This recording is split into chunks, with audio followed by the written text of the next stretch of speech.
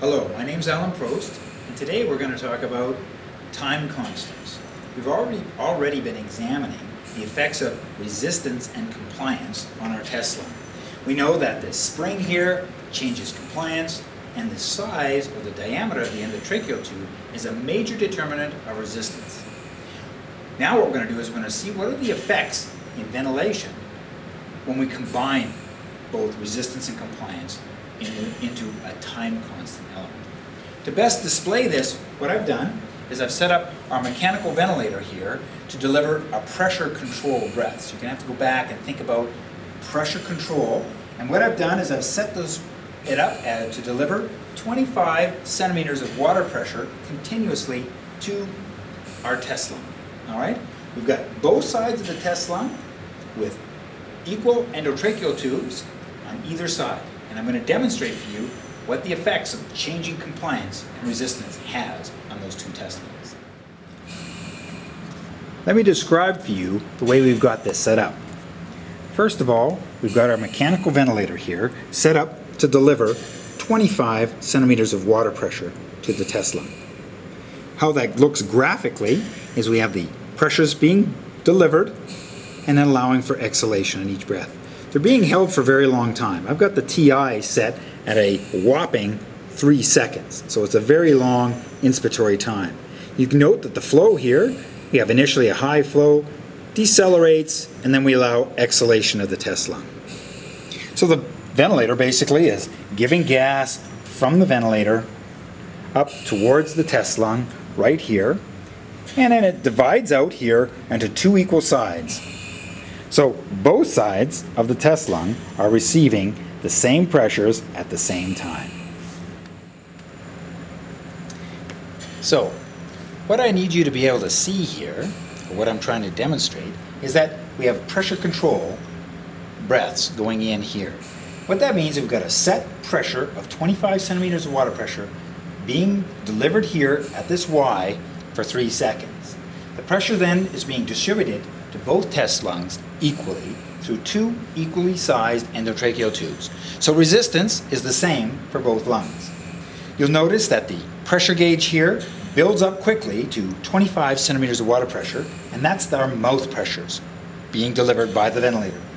The pressures here in each of the test lungs does build up to 25 centimeters of water pressure, but it lags behind the pressures being delivered here, and that's because of the resistance during flow. Once the pressure in the lung and the mouth pressures are equal, we have no flow, so the effects of resistance are zero. The amount of volume being delivered is a factor dependent upon the compliance of the lung. So let's look now at what happens when I adjust slightly the compliance of the lung. What I'm going to do right now is I'm actually going to decrease the compliance of just one of the lungs. And I'll dramatically decrease the compliance. What I'm hoping you can see here is that this test lung is getting a larger volume. It's got a higher compliance, so it's getting a larger volume. You also notice that equilibrium is established quicker in the lung with the lower compliance. It's not getting as much volume. The other lung is taking a little bit more time and getting a larger volume. That's an important relationship. So the time constant tells us how quickly equilibrium will be established between the mouth pressures being delivered by the ventilator or any other mechanism, and how quickly the lung fills and reaches equilibrium. If I change now the compliance to be more compliant than the other lung, so this lung now has a higher compliance, so is more distensible, what we'll notice is that this lung gets quite a bit bigger tidal volume, but takes a lot longer to gain equilibrium. So watch the pressures go up. It's still, both lungs are being pressurized to 25 centimeters of water pressure, but this lung here is taking longer because it has a higher compliance is receiving a larger tidal volume. That's an important relationship to establish about time constants. Is higher compliance is a longer time constant. It takes longer to establish equilibrium as compared to decreased compliance, which achieves equilibrium quickly compared to our test lung, our standard lung, which is on the left side.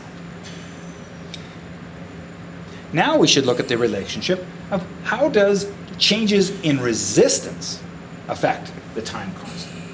So I'm going to match up the compliance to both test lungs so they're the same.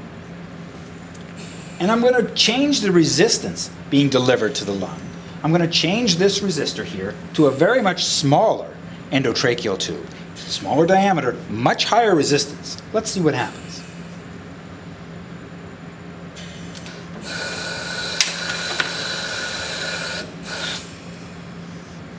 So now we have the much smaller endotracheal tube in place.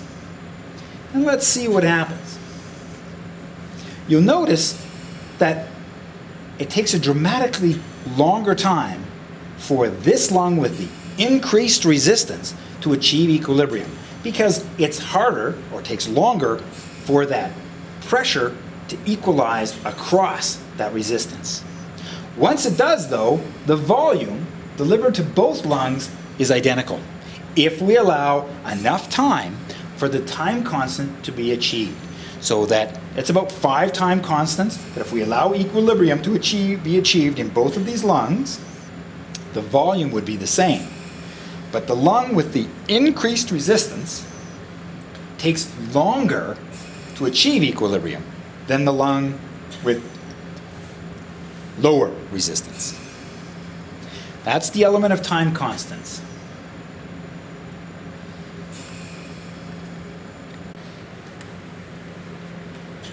So, in summary, what I'd like you to understand today is that time constants affect the filling times of lungs. If we alter the compliance, that alters the time constant. All other things being equal, if we decrease compliance, equilibrium between the pressure at the mouth and the lung is achieved more quickly because there's less volume. So it's a low time constant as compared to a higher compliance where there's larger tidal volumes being delivered that has a longer time constant. It's a longer time before equilibrium is achieved between the mouth pressures and the lung pressures. Changes in resistance also affect the time constant. If we increase the resistance, it takes longer for equilibrium to be achieved between the lung and the mouth pressures.